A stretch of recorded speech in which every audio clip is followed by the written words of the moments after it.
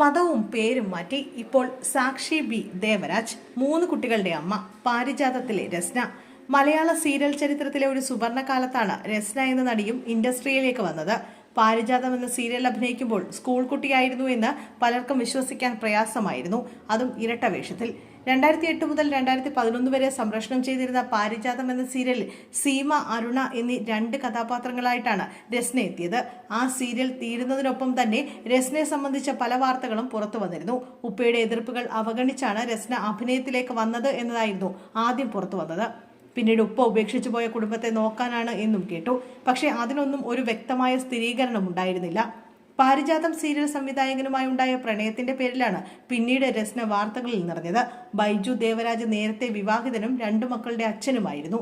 ആ ബന്ധം ഏർപ്പെടുത്തി രസ്നയെ രഹസ്യമായി വിവാഹം ചെയ്തു.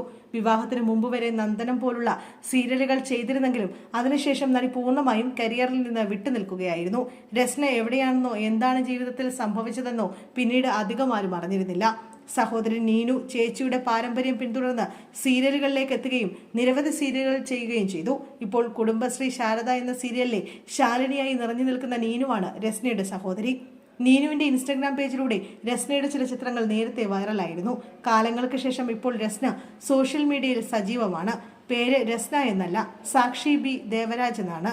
നിലവിൽ ഹൃദയം എന്ന സീരിയൽ സംവിധാനം ചെയ്യുകയാണ് ദേവരാജ്. അതുകൊണ്ട് തന്നെ രസ്ന എന്ന സാക്ഷിയുടെ ഇൻസ്റ്റഗ്രാം പേജിലും ഹൃദയം സീരിയൽ വിശേഷങ്ങളാണ്. മക്കളുടെ ഏതാനും ചിത്രങ്ങൾ തന്റെ പേജിൽ പങ്കുവച്ചിട്ടുണ്ടെങ്കിലും കുടുംബ ചിത്രങ്ങൾ ഒന്നും തന്നെയില്ല.